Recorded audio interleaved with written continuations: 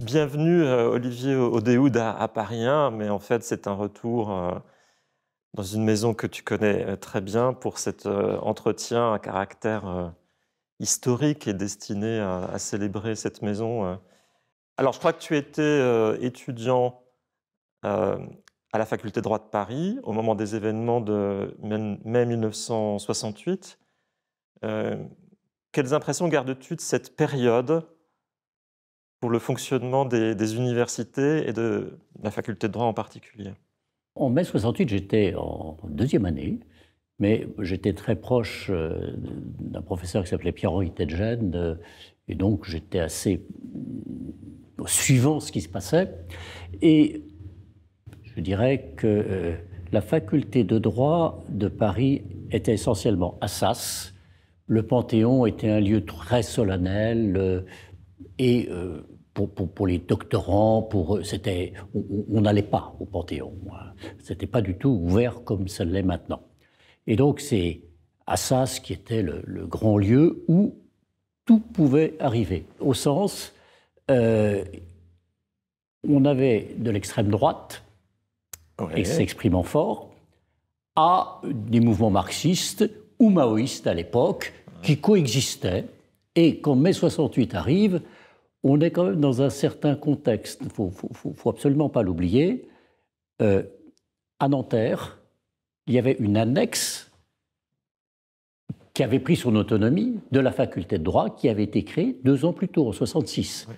Et il y avait toujours eu un lien, puisque la faculté de droit avait essaimé, comme la faculté de lettres de la Sorbonne avait essaimé, et donc on avait des liens forts avec Nanterre. Donc on avait été un petit peu titillé par ce qui s'était passé à Nanterre quand on a mis Pierre Fitte dans la piscine, tout simplement parce que au Crous, les étudiants voulaient l'égalité.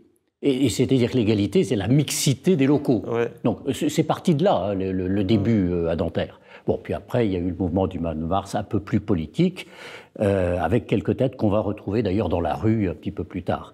Mais sur Assas, il y a ça. Il y a aussi une réflexion qui est même tenue par les professeurs.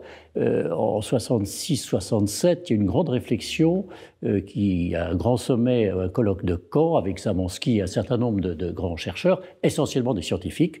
Il faut que l'université évolue et change. Le doyen Barrère, pour les économistes, devait organiser au printemps 68 une grande réunion, plutôt d'économistes, mais l'objectif était plutôt de dire que les économistes ne sont pas des juristes, qu'il faut scinder la faculté de droit. Mais enfin, peu importe, il y avait du mouvement. Mais sur le fond, arrivent des événements imprévus, et ce qui s'est passé, c'est un retournement des choses, en sens, la faculté de droit de Paris est quand même très conservatrice.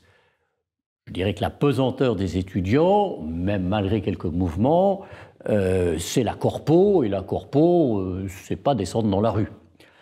Et il y a eu sans doute quelques erreurs, j'allais dire, de répression policière, puisque c'est le mot qui va être utilisé, qui ont tout d'un coup fait basculer la faculté de droit dans une situation de « mais il faut faire respecter des droits ».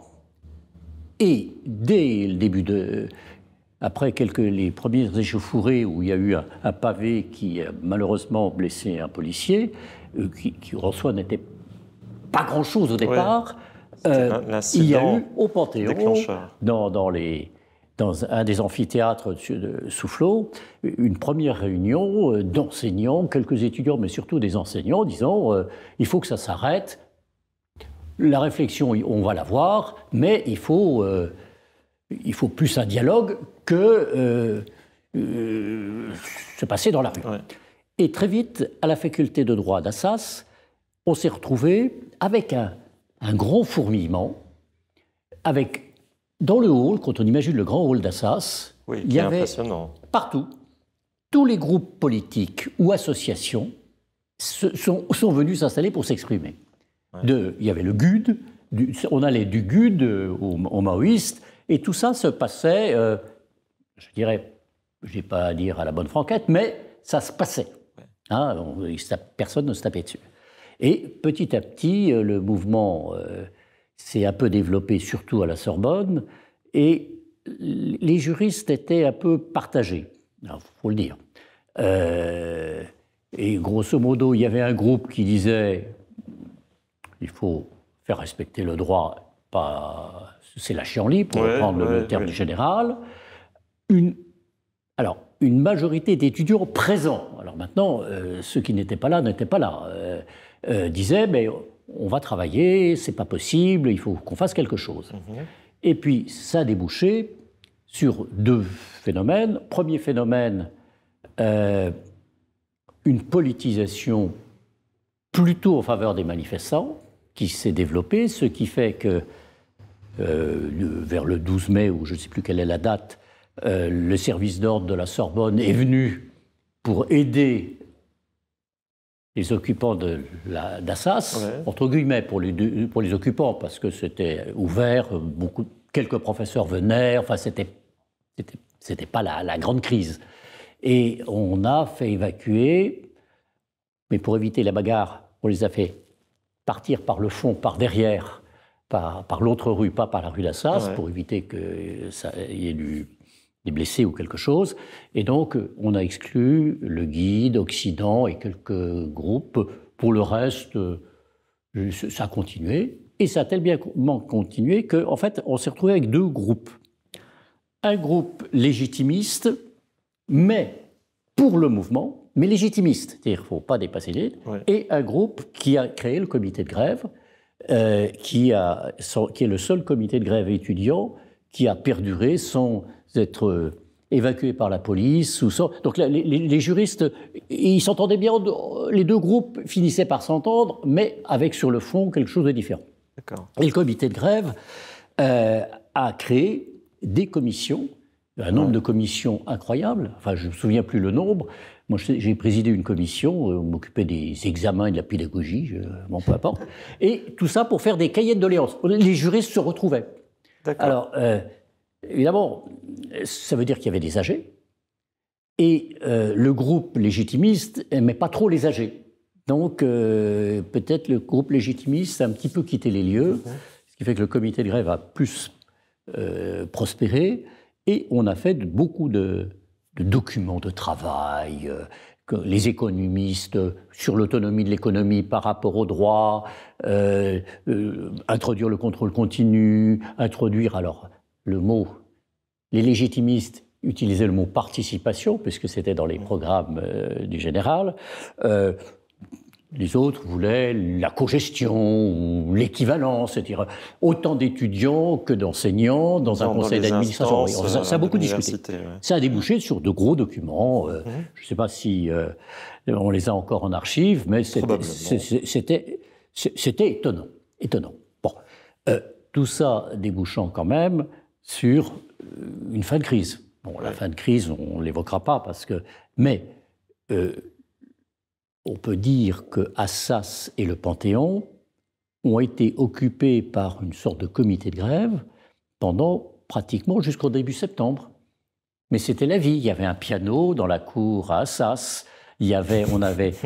Assas avait un des amphithéâtres, passait des films de la cinémathèque d'Ulm, de la rue d'Ulm, qui nous étaient amenés régulièrement. Donc il y avait une sorte d'autres visions de l'université. En même temps, on savait que les examens, il fallait les faire. Donc on a négocié, longue négociation avec les autorités. Il y avait plusieurs doyens sous le recteur, parce que à l'époque, c'était comme ça que ça fonctionnait. Mais on a obtenu que les examens aient lieu en septembre. C'était un équilibre. Voilà. Et ça s'est terminé. Alors, c'est ça qui est assez intéressant pour nous, pour Paris 1, parce que ça s'est terminé par la désignation dans le gouvernement d'un ministre de l'Éducation nationale, qui certes était connu pour avoir fait de la résistance, pour avoir un cursus politique certain, mais pour les juristes, c'était important. Il était agrégé d'histoire du droit. Sur le tard, peut-être, mais il était passé d'avocat à universitaire. Et il va être, en quelque sorte, révolutionnaire. Et il va être accompagné, et c'est le deuxième point que je voudrais souligner, c'est que parmi le corps enseignant qui venait voir ce qui se passait dans les AG, et surtout à un moment où on avait élu un conseil paritaire. On était paritaire, mais il y avait des étudiants et il y avait des enseignants, et on avait fait une élection. Et il y avait beaucoup de maîtres assistants qui étaient membres, de quelques professeurs, Bertrand de Jouvenel avec ses cheveux blancs au milieu qui trônait, qui souriait, qui levait la main très souvent pour dire des choses. Enfin, c'était à la bonne franquette aussi, ça. C'était pas ce qui se passe dans la rue. Hein. Et bon, c'était l'ébauche d'un futur conseil d'administration, mais qui n'a pas perduré. Ceci étant, on avait négocié toutes les forces existantes sur le campus pouvaient élire des gens. C'est Pierre-Henri Tedjen qui négociait, par exemple, avec les gaullistes, je me souviens très bien quand il les a rencontrés, etc., et pour qu'on joue le jeu d'une tentative. Bon. Et ça aboutit à quoi? Donc, parmi ces professeurs, il y avait un certain Alliot.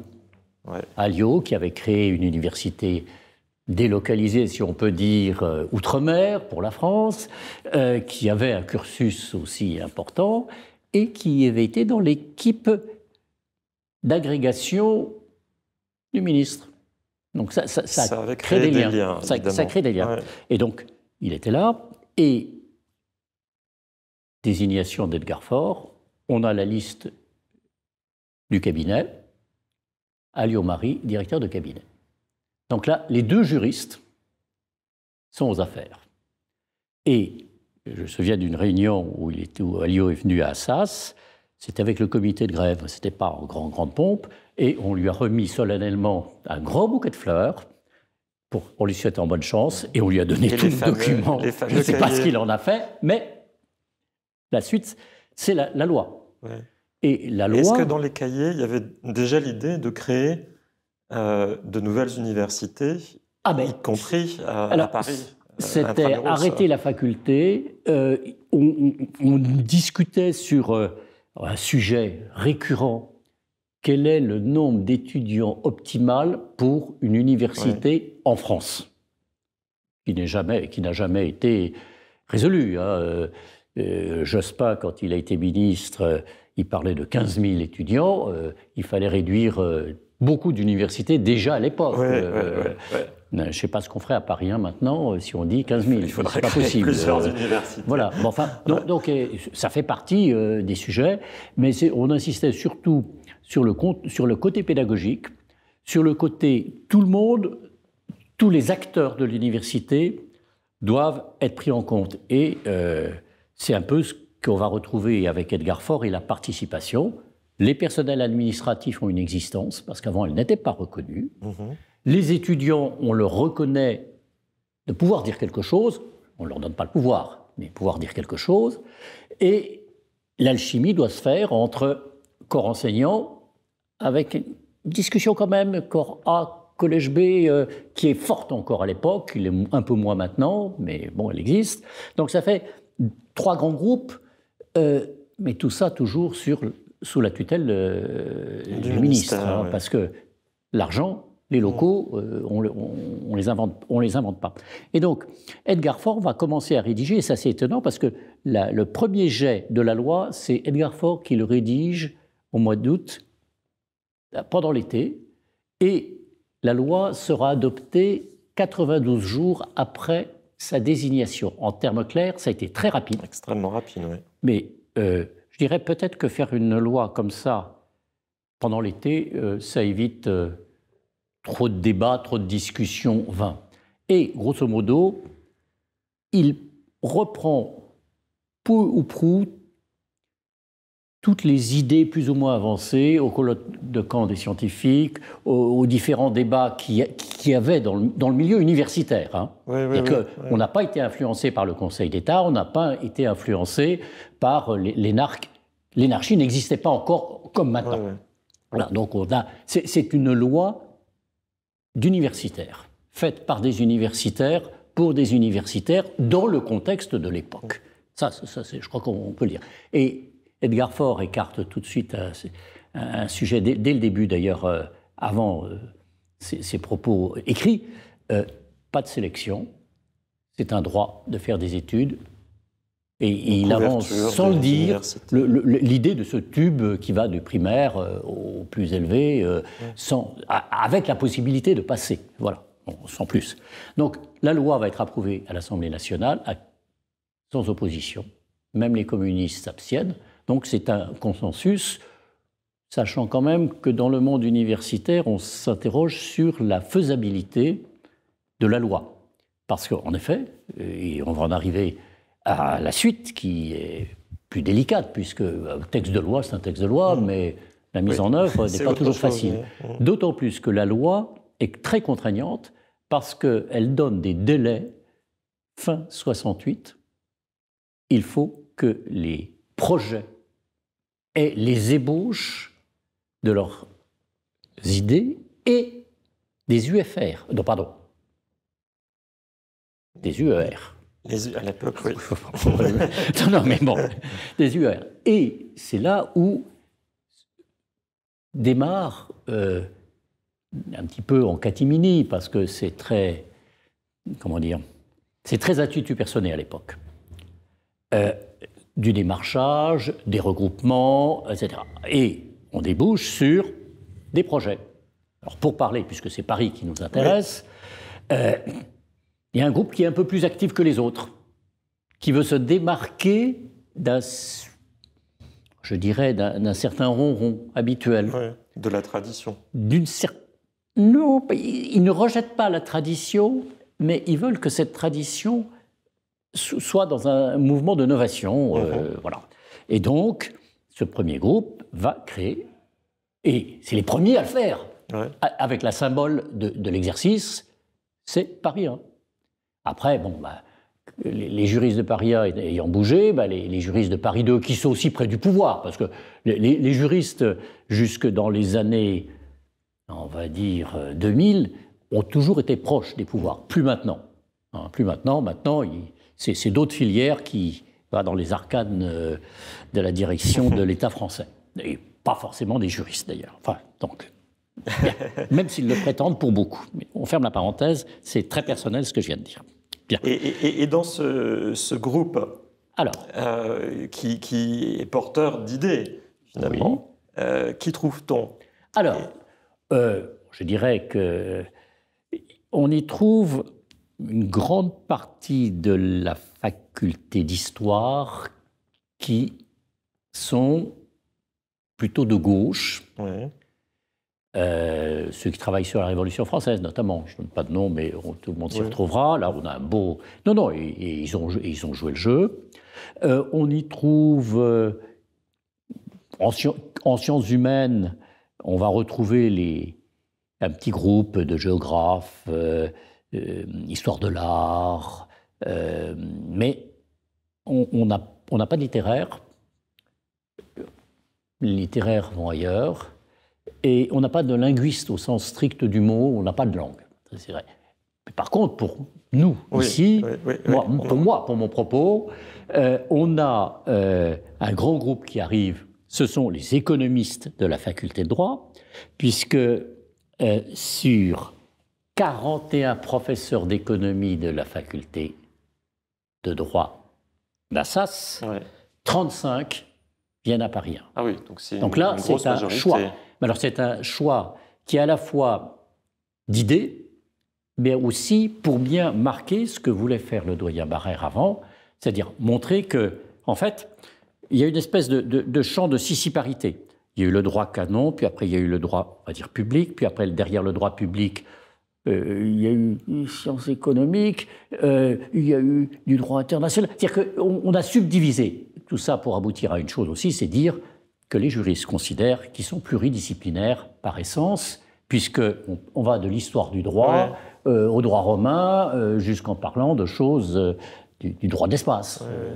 On ferme la parenthèse, mais pour les juristes, c'est plus délicat, parce que sur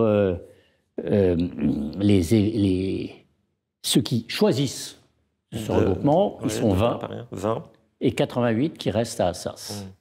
Alors, ceci étant, quand on regarde la sociologie, on comprend bien, l'histoire du droit, c'est Assas, le droit privé, le droit commercial, c'est Assas, et ce sont des personnalités qui viennent, plus en tant que personnalité, qui viennent à Paris 1. Alors, un des grands négociateurs pour faire venir des gens, c'est Claude-Albert Colliard. Oui.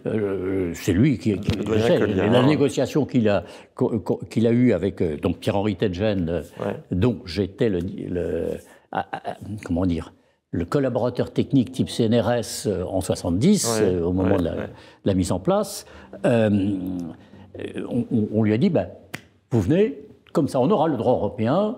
Le droit européen, vous serez au Panthéon. Alors là, être au Panthéon, c'est le plus ultra. Et prestigieux. Au troisième étage, on a eu des locaux parfaits. Donc, mais il fallait faire venir quelques personnes. Et quand on est comme toi, alors étudiant, puis ensuite doctorant, puis collaborateur technique, quels sont les motifs de venir à Paris 1 ?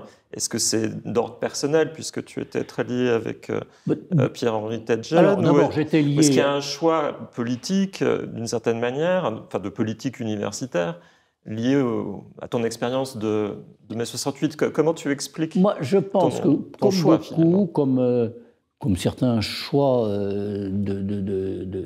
d'étudiants ou d'assistants, de maîtres de conférences, parce que j'ai parlé des effectifs professeurs rang A, mais ceci n'est pas vraiment confirmé en termes de statistiques par les maîtres de conférences.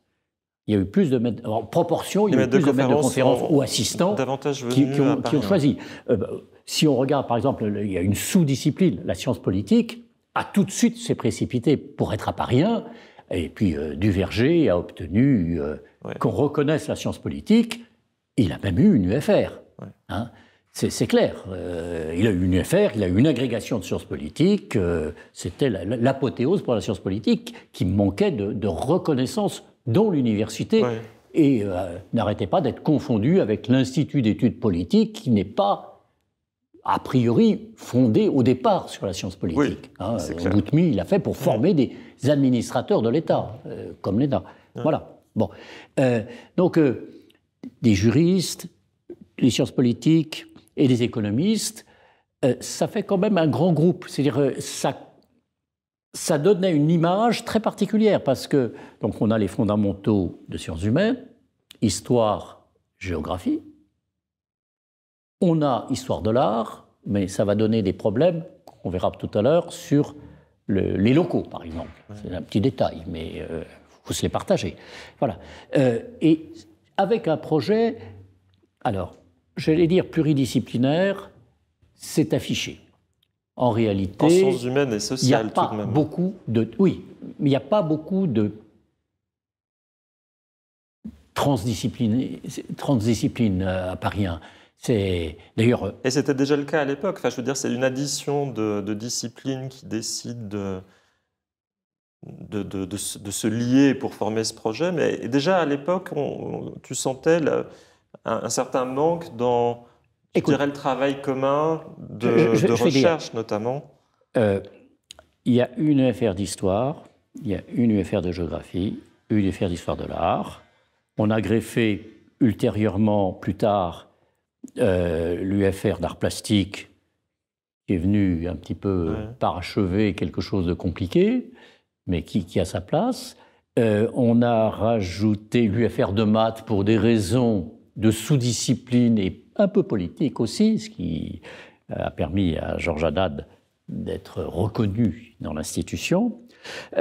Mais quand on regarde les UFR des juristes, une UFR de droit public, une UFR de droit privé, une UFR de sciences politiques, une UFR AES droit du travail et une UFR attrape-tout, qui est études internationales et européennes, ou européenne et internationale en fonction de qui dont parle. J'ai été le dernier directeur, d'ailleurs, avant la création de l'école de droit. Et cette UFR est assez intéressante parce qu'elle regroupe des économistes, des juristes, Il y a un politiste qui y était. On a eu Raymond Barre qui était dans cette UFR. Oui, c'était...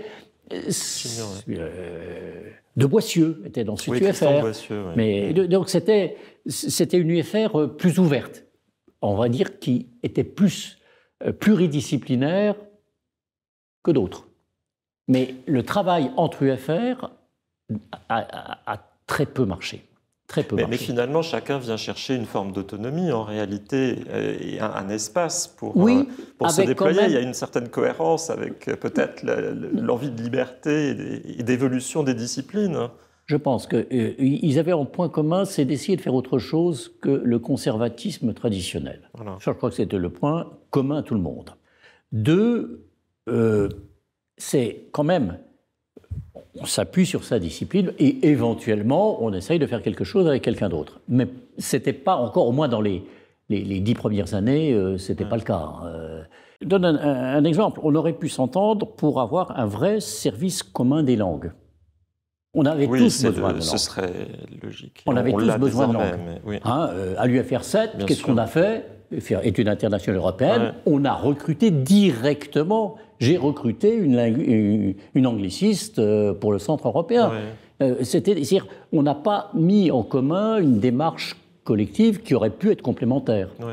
Deuxième exemple, quand René Giraud, historien, poussé par le changement, par un ministre qui veut créer des magistères, il crée un magistère de relations internationales pour former, au niveau du magistère, des candidats au concours du Quai d'Orsay. Eh bien, les politistes ont joué le jeu, les historiens ont joué le jeu. L'histoire des relations internationales à Paris 1 était très fort à l'époque, j'espère que ça continue. Les juristes, même ceux de l'UFR, m'ont dit, si vous avez besoin de quelqu'un, faites-le.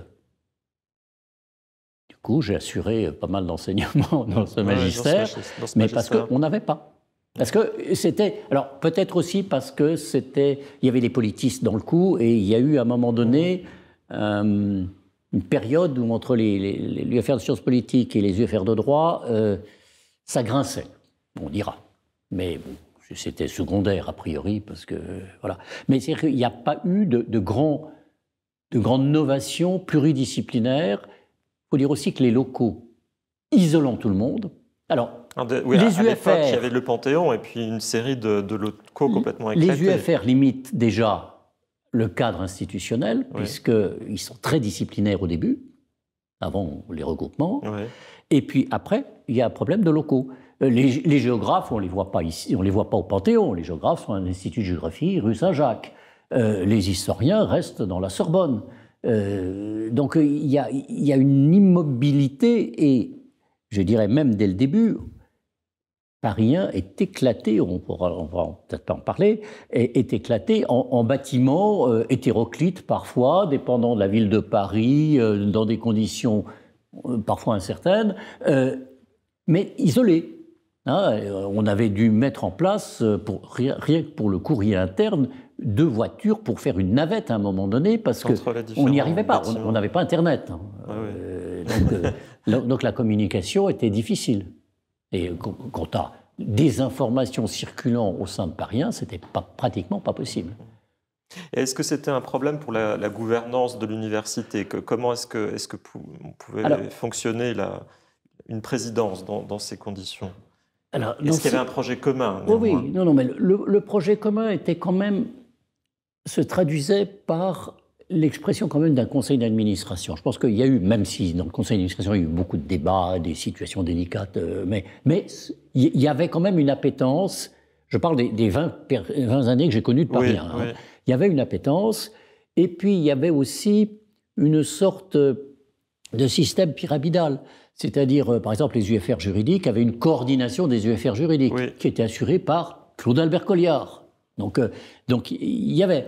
et je dirais, on s'appuyait quand même pas mal sur les directeurs d'UFR, plus qu'on le fait maintenant, pour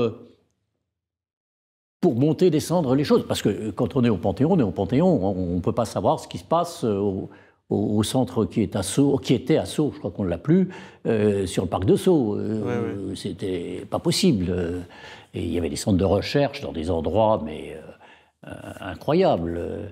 Et alors, si on reste sur les premières années de Paris 1, il y avait quand même des grandes personnalités qui ont créé l'institution et qui l'ont fait tenir. Les deux premiers. Alors, je dirais d'abord la première, parce que de tout temps, à la fois pour la rédaction du projet, le dépôt du projet, c'est Hélène Arweiler, qui est quand même le rôle majeur. Avec son esprit pétillant, son entre-gens, connaissant tout le monde, et puis on tourne pas les gens, hein, je veux dire, elle était. On ne pouvait pas sortir non satisfait de l'avoir rencontrée, c'était pas possible. Qu'on obtienne ou pas, c'était extraordinaire. Non, vraiment. Donc c'est elle. Et il y a eu François Luchaire. Alors, François Luchaire avait déjà sa notoriété de juriste d'excellence. Il a été quand même. Il a eu des fonctions après, en plus, très importantes. Et c'était un petit peu l'exemple pour montrer que Paris 1, dans son option, je veux dire, plus de gauche que Paris 2. Je peux dire ça comme ça, était quand même une université de sérieux et une université organisée. Et la mise en place s'est faite petit à petit, comme toutes les universités. C'était plus difficile pour Paris 1 que pour Paris 2. Paris 2 se retrouvait entre soi, dans ses propres locaux. Paris 1, c'était une alchimie plus complexe à faire, et elle s'est faite. Elle s'est faite avec plusieurs temps. Je dirais les deux fondateurs, c'est Luchaire et Hélène Arweiler. La présidence de Baucher, on ne l'a pratiquement pas vue parce qu'il a été tellement peu longtemps président et il n'a pas su passer la main à un autre économiste, ce qui a permis à Sopelsa d'être élu. Sopelsa, c'était la période mitterrandienne, donc c'était un autre cadre, un peu en suspens. Alors justement, pendant la présidence de Jacques Sopelsa, tu as été directeur de cabinet, et puis tu mentionnes toi-même la période Mitterrand. Alors est-ce qu'on peut parler d'un basculement, d'une nouvelle ère pour Paris 1, et peut-être pour l'ensemble des universités françaises, je dirais, à partir de ce moment-là? Alors, il y a eu... J'allais dire que c'est un peu comme une pièce de théâtre. Il y a le brouhaha de l'avant, c'est mai 68, les discussions, les débats qui commençaient déjà. Il y avait beaucoup de discussions sur comment faire pour l'université. Et la première pièce de théâtre, c'est en effet la loi. Je crois que la loi, elle est fondamentale parce qu'elle a permis de caler un certain nombre de grands principes et pour certains, il est impossible de revenir dessus. Oui, la loi force, c'est quand même... La sélection, on le sait maintenant, fait partie des sujets tabous. De Vaquet, s'il n'y avait pas eu ce mot-là, la loi de Vaquet n'était pas si révolutionnaire que ça. Effectivement, moi j'ai manifesté contre quand j'étais lycéen, mais c'est vrai que vu de 2021, c'est assez... Ça semble presque modéré. Donc, oui, tout à fait. Non, je me souviens, j'étais devant... ça c'est 1986. 1986, il y a eu deux événements en mai 86 très délicats. C'est à la suite de la loi, des projets de Vaquet, c'est en effet la grande manifestation qui terminait sur le Champ de Mars, pas le Champ de Mars, sur les Invalides, l'esplanade des Invalides, et l'erreur policière, c'est qu'ils avaient coupé les ponts, coupé les rues allant vers Grenelle, Matignon et compagnie, et coupé les autres ponts qui allaient vers la rive droite, et il n'y avait qu'une seule rue pour s'en aller, c'est-à-dire longer l'autre partie, on arrivait à droite et on partait à gauche. Et je peux le dire, puisque j'étais dans les manifestants, et j'étais avec l'UNFID à ce moment-là, Et j'ai même téléphoné je peux le dire, j'ai téléphoné à un moment donné au père d'une enseignante de l'université, qui était directeur de cabinet de Jacques Chirac, pour dire ça va très mal finir, car on arrive dans une nasse, il y a un entassement d'étudiants et d'enseignants, et on ne peut pas partir. Et on n'a pas prévu les issues. Ben, il n'était pas au courant. Hein, donc ça a été il y a eu plus de dégâts ce soir à cette manifestation-là que certaines grandes manifestations de mai 68. Enfin bon, il y a eu ça, et puis il y a l'affaire Malek aussi, un mois après. Et là aussi, j'ai passé une nuit dans le bureau d'Hélène Arweiler, dès que l'affaire a été connue, et il fallait essayer de discuter pour savoir comment calmer le jeu vis-à-vis des étudiants. Donc j'étais avec elle, vous voyez, elle touchait à tout, elle. Comment discuter avec les deux syndicats UNEF. Quelle était sa fonction à l'époque? Elle était rectrice. D'accord. Elle était rectrice, donc oui. elle pouvait téléphoner. Elle pouvait téléphoner au Premier ministre, comme elle pouvait téléphoner à l'Élysée. Donc ça permet d'essayer de trouver des solutions, même si ce fut ce qu'on appelle une bête bavure. Enfin bon, on ferme la parenthèse, mais ça fait partie aussi là on est, de la vie universitaire qu'on a connue. Oui, le genre d'événement qu'il faut gérer quand on a des fonctions de directeur et puis cabinet. C'est irrésistible parce qu'il faut faire quelque chose. Oui. Voilà. Bon, pour revenir donc à cette période, premier temps, c'est la mise en place. Lucher, Arweiler, bon an, mal an, on arrive à avoir des créations de postes, on trouve des locaux, on a Tolbiac qui arrive, un peu en retard, parce que ça met du temps, mais on ne l'a pas tout de suite. Mais pour parler de Tolbiac, en 80, personne ne voulait y aller. Je me souviens d'une discussion avec Claude-Albert Colliard. Il y avait les plans, et voilà ce que les juristes devraient avoir, mais personne ne veut y aller. Pourquoi? C'est loin, c'est pas commode? C'est loin, c'est pas commode, c'est moche. Ah non, mais tout ce qui pouvait être dit a été dit, et puis bon, voilà. Alors, pour se récupérer, on a eu un ancien collège professionnel qui a permis d'avoir un petit espace pour les juristes. Bon, on l'a toujours, je suppose. Mais Tolbiac, maintenant tout le monde, il n'y a plus de place à Tolbiac. Mais Tolbiac est un autre problème, qui est un problème architectural, qui est compliqué. Oui, alors ça, maintenant, on redécouvre peut-être aussi l'architecture de cette époque avec un œil un peu plus favorable. Enfin, peut-être faudra attendre 20 ans. Oui. Enfin, en tout cas, le fait est que au début des années 80, il y a quand même une évolution majeure due au nombre d'étudiants, à la nécessité d'obtenir des locaux, et Paris 1 est sous-doté. est au cœur du problème. Paris 1 est totalement, non seulement sous-doté, mais trop éparpillé. Sauf que on est à Paris-Centre, comment faire pour avoir, et il faudra attendre combien d'années pour avoir quelque chose un peu plus grand ailleurs, pas au plein centre. On a géré à la petite semaine. C'est tout récent. C'est pas facile. Du coup, on a eu des implantations. Dans le Marais, ça c'est Hélène Arweiler qui l'a obtenu. Le centre Mahler. Oui, le centre Mahler. Mais le centre Mahler, c'est uniquement pour la recherche. C'est pas, on ne va pas mettre des cours de première année. Or, l'un des problèmes de Paris 1, c'est les cours de première année. Oui, la nécessité d'avoir des amphithéâtres. Alors, le débat sur les amphithéâtres aussi. Faut-il un grand amphithéâtre, comme le grand amphithéâtre d'Assas d'autrefois, ou est-ce qu'il faut les couper en 4? Ici, ça a été une vraie discussion. Déjà à Nanterre, on a eu le même débat. Est-ce qu'il vaut mieux avoir 4 petits amphithéâtres ou un très grand? Vu le nombre d'étudiants que nous avons, et la progression ne cesse, hein, même maintenant. Oui. Ça pourrait se discuter. Ouais. Sauf que c'est contradictoire avec le fait qu'il faut être près des étudiants et pas...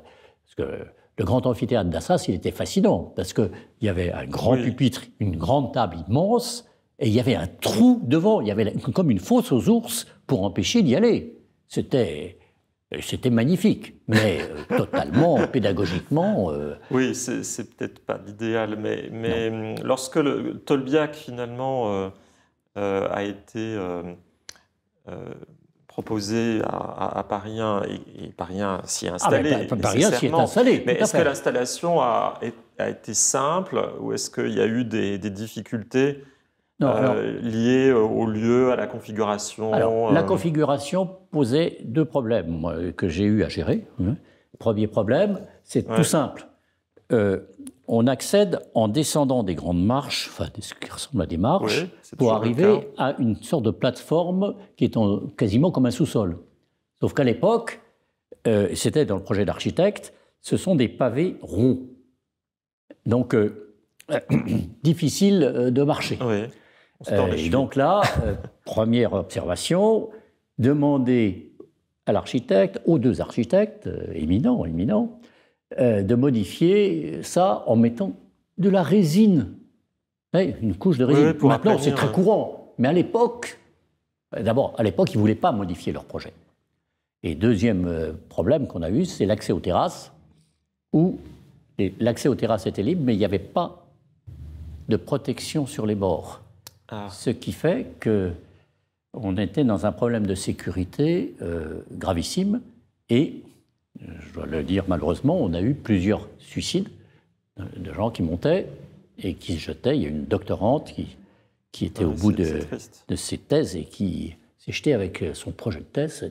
Du coup, ça a beaucoup marqué. Et là, ça a été des éléments quand même, des arguments pour faire jouer la préfecture et pour faire modifier un petit peu les règles de sécurité.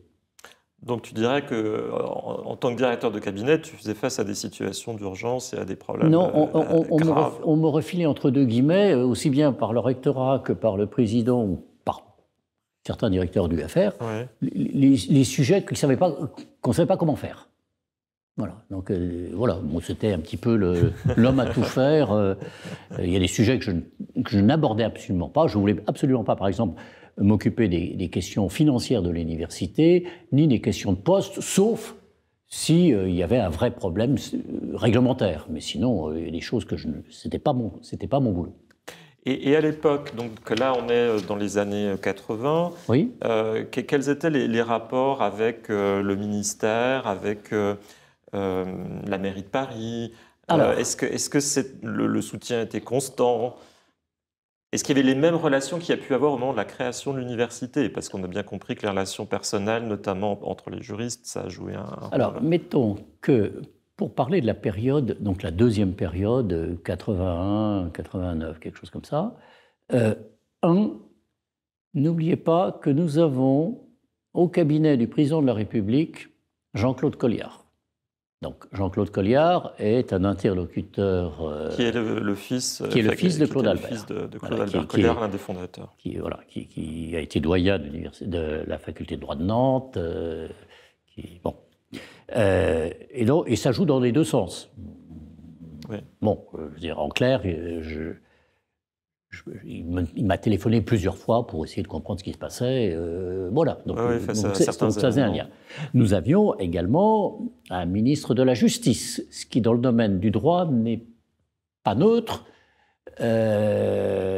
Badinter venait de chez nous, d'autant plus qu'il a embarqué dans son cabinet, sa directrice de cabinet, sa chef de cabinet étaient des enseignantes. D'ailleurs, elles ont continué dans la magistrature, on ne les a pas retrouvées après. Mais donc il y avait une équipe qu'on connaissait. Pour l'international, on a quand même eu Jean-Pierre Cotte. Oui. Oui, je sais bien que ça n'a pas duré très longtemps, mais... son ministère. Oui, ça c'est... Au gouvernement, oui. C'est ministre de la coopération. Oui, il était ministre de la coopération, oui. Non, mais ensuite, il a quand même... Enfin, il a eu d'autres fonctions. Il a été député européen longtemps. Voilà. Non, mais donc on a toujours eu un lien avec l'autorité publique. Ouais. L'Élysée. Alors, Matignon Alors, on parlera d'un problème avec Jacques Chirac tout à l'heure, peut-être, mais avec Matignon, on n'a jamais eu de problème. Hein. Je n'ai pas à souvenir. Non, et quant au ministre, ministre de l'Éducation, pas de problème. Ministre de la Recherche, c'est la deuxième loi. J'ai parlé de la première loi tout à l'heure, je peux parler de la deuxième. Oui. La deuxième, elle est faite par un grand chercheur qui est reconnu par tout le monde universitaire. Et puis, qui il prend comme directeur de cabinet? Georges Dupuy, professeur des universités de Paris 1, spécialiste du droit administratif, de l'acte administratif. Et j'avais été un de ses étudiants, je crois que j'avais eu la meilleure note en droit administratif avec lui, non, en DEA, en DES. Ouais, voilà. Et donc, de Paris, Georges Dupuy. le lien était direct, immédiat, ce qui d'ailleurs fait que j'ai été parmi les rédacteurs de la loi. Je ne suis pas le seul, hein, on a été tout un groupe qui... Donc, cette deuxième loi, en fait, elle complétait la première en essayant d'être un peu plus démocratique. On a introduit... Alors, on est revenu en arrière maintenant sur certains conseils, mais bon, discuter, parce que... sur la taille des conseils, je me souviens, dans le système antérieur. Bon, mais c'est une loi qui améliore la première, qui ne la met pas en cause. Ouais. Je dirais que ces deux lois sont les bases du système universitaire qui reconnaît l'autonomie, mais qui n'a pas l'onction bureaucratique administrative qui viendra avec les deux lois d'après. Mais alors du coup, c'est le coup près, parce que l'autonomie sans moyens, c'est difficile. Oui. En même temps, c'est tout à fait différent. Moi, quand j'étais président d'université, alors, il faut peut-être le préciser, tu as été président de l'université de Nanterre. Oui. Mais ça, plus tardivement. Plus tardivement. Mais pour la création de postes, j'étais obligé de négocier tous les ans, essayer de faire avec l'ensemble des collègues et des UFR, en fonction de leurs besoins, faire une liste dans l'ordre des urgences ou des priorités de l'université, et puis de négocier poste par poste. Alors que maintenant, on a une somme globale qu'on peut répartir. C'est un piège aussi, parce que quand on a une somme fermée, ben, qu'est-ce qu'on fait? On essaye de gérer au mieux, mais du coup, parfois, un poste de professeur se transforme... l'occupant va être un assistant. Une autonomie qui peut on connaît ça. Un piège. Voilà. Donc, il y a des tas de pièges. Hein, avec les deux dernières lois ont été faites, non pas par des universitaires pour des universitaires, mais par la technostructure administrative qui gère l'État sur le plan financier et non pas sur le plan de que faire de l'université pour la pousser vers le haut. Voilà, je ferme la parenthèse. Et alors, est-ce que tu dirais que finalement Paris 1 s'est davantage épanoui à cette époque avec dans le système que tu as décrit, c'est-à-dire les deux premières lois qui ont leur cohérence? Je pense. Je le pense fondamentalement. Bon, les autres lois ont apporté un autre cadre financier d'autonomie et une façon... Alors, ça se discute aussi. Autrefois, les crédits recherche étaient affectés. Maintenant, ils sont de moins en moins affectés, mais ils sont sur projet. Oui, ils sont sur projet. C'est une autre façon de faire.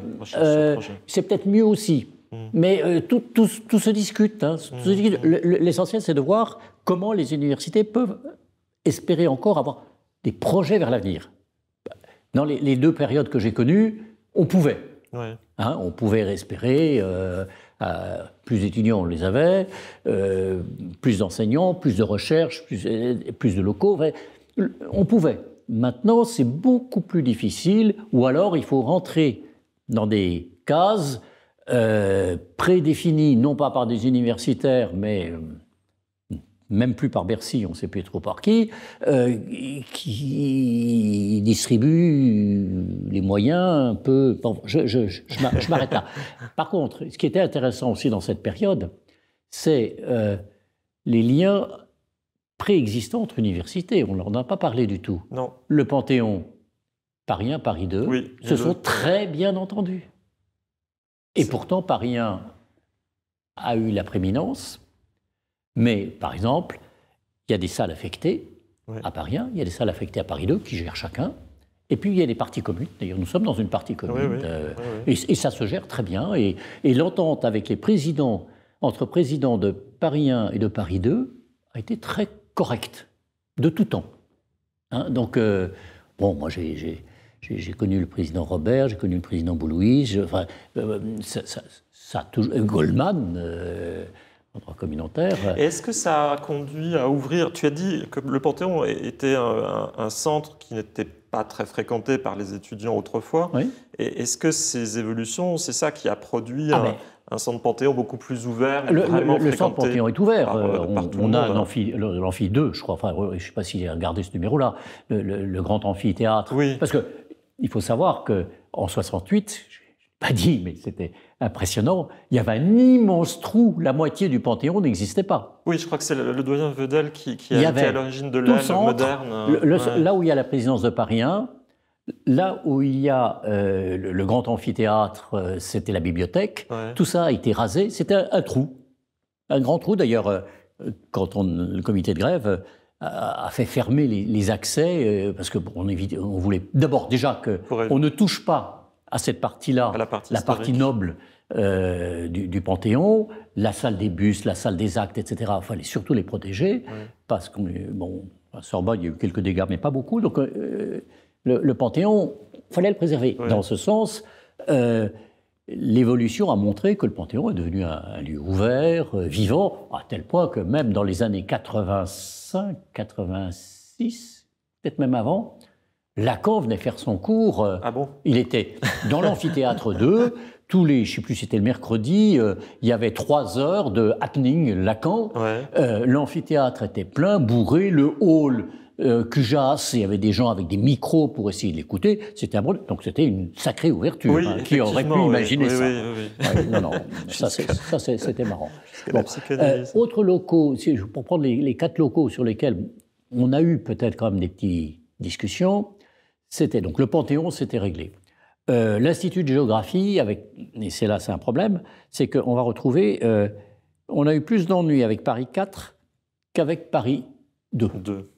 C'est paradoxal, mais c'est comme ça. Donc l'Institut de géographie, la gestion a été dure, difficile, les problèmes de portes qui s'ouvraient dans le vide. Alors, qui est responsable, qui doit s'en occuper? Enfin bon, c'est compliqué. L'Institut Michelet, avec Paris 4 aussi. Là, on a trouvé des solutions beaucoup plus tard, mais il y avait de gros problèmes parce que c'est un bâtiment qui est construit sur du sable avec un petit ruisseau qui est en profondeur, qui s'écroulait un peu, et comme les chercheurs de Paris 1 avaient mis des tonnes de silex, comme par hasard, à l'étage du haut. Enfin bon, mais ça c'est des sujets secondaires. Mais donc, une discussion. Quant à la Sorbonne, ça a toujours été sous la houlette quand même du recteur. Quel qu'il soit, le recteur, c'est la Sorbonne, c'est les appariteurs de la Sorbonne. Donc on n'a pas eu d'interférence majeure.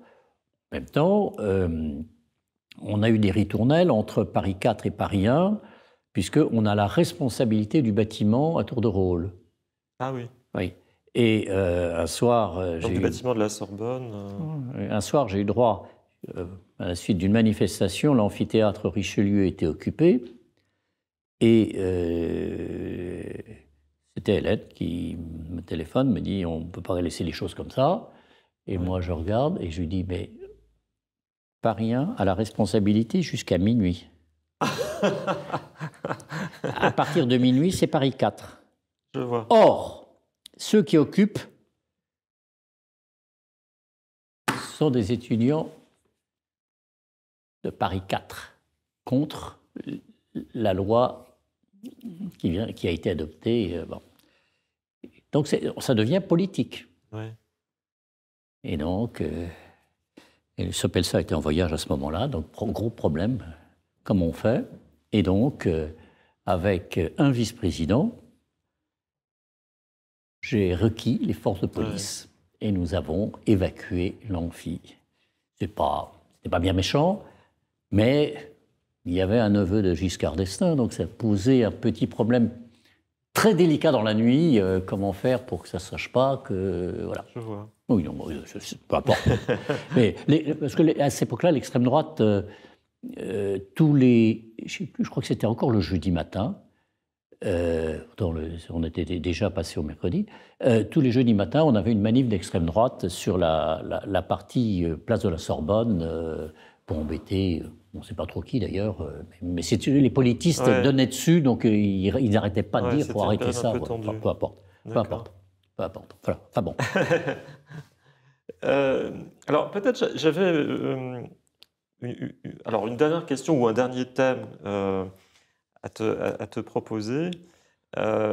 Si on se passe alors un peu plus loin dans le temps, où tu es professeur à Nanterre, tu deviens président de l'université de Nanterre, donc on est dans les années 2000, c'est ça? Oui. Comment est-ce qu'on voit Parisien depuis cette fonction et son évolution? Alors, première chose, d'abord, venant de Paris 1, je suis toujours très sensible à ce qui s'y passe. J'écoute. J'ai quand même beaucoup d'amis qui ont fait toute leur carrière ici. Deuxièmement, Nanterre et Paris 1 ont quelques points en commun quand même.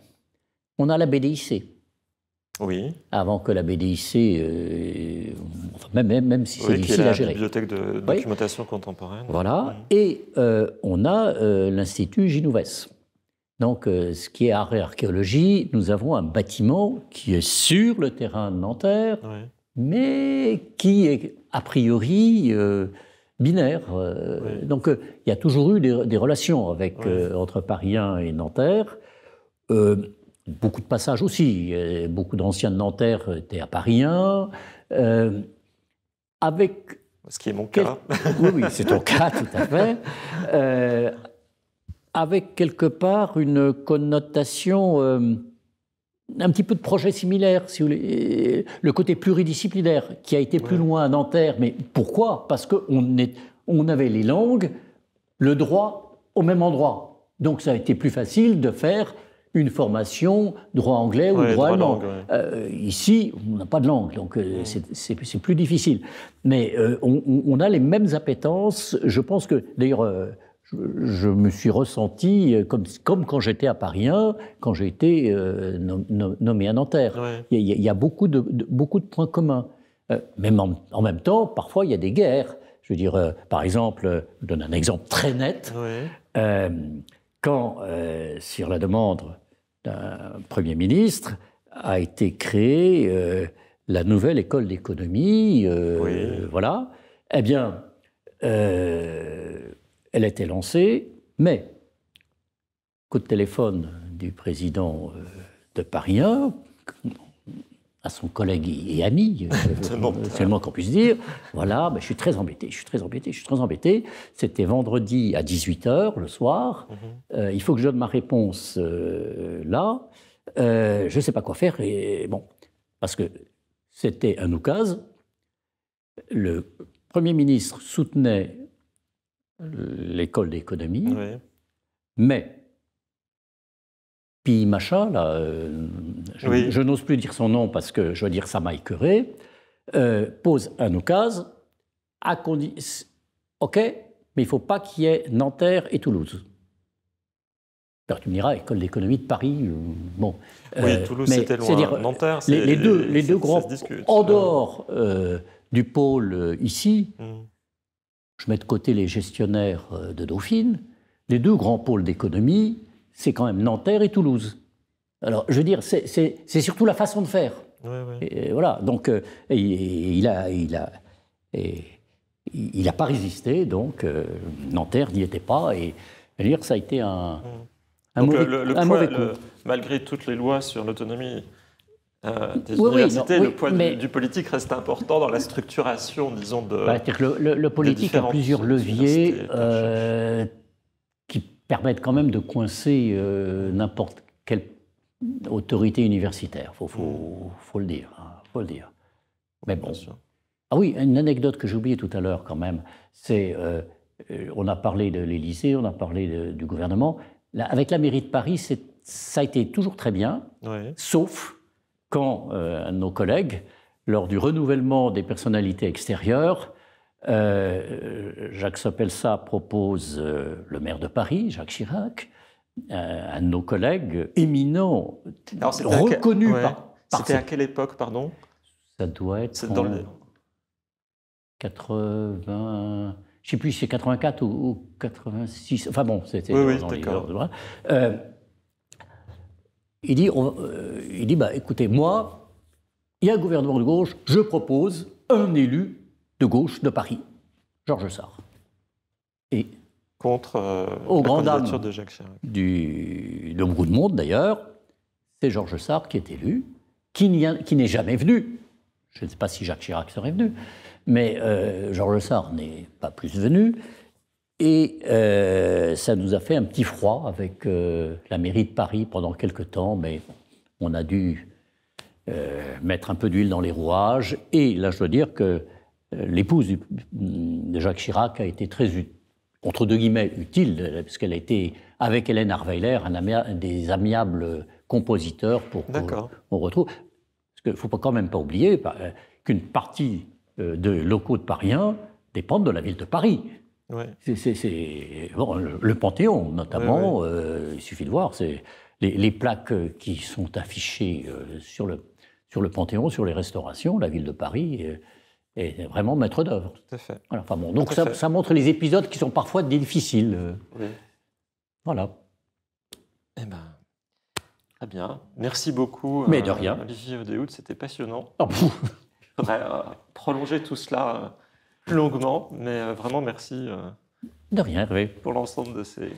De rien. Cette belle expérience. Non, ce qu'il faut, c'est essayer de... Ce que j'aimerais, c'est que l'initiative là, qui a été prise par les édiles de Pariens montre bien une histoire. Oui. Non pas comment dire, les batailles de personnes, ça, on s'en fiche, mais comment une université s'est fondée, s'est créée et a évolué, mais en espérant toujours vers le haut, quoi. Oui. Pas revenir au Moyen-Âge, mais être fier, parce que Parien, et je dirais Nanterre aussi a son histoire passionnante, différente, Ce sont des belles maisons. Avec des objectifs qui sont un peu la même chose, une forme d'émancipation, d'ouverture à l'international, et associer l'enseignement, un peu de masse quand même, il faut le dire, et de haut niveau, et la recherche. Voilà. Merci beaucoup.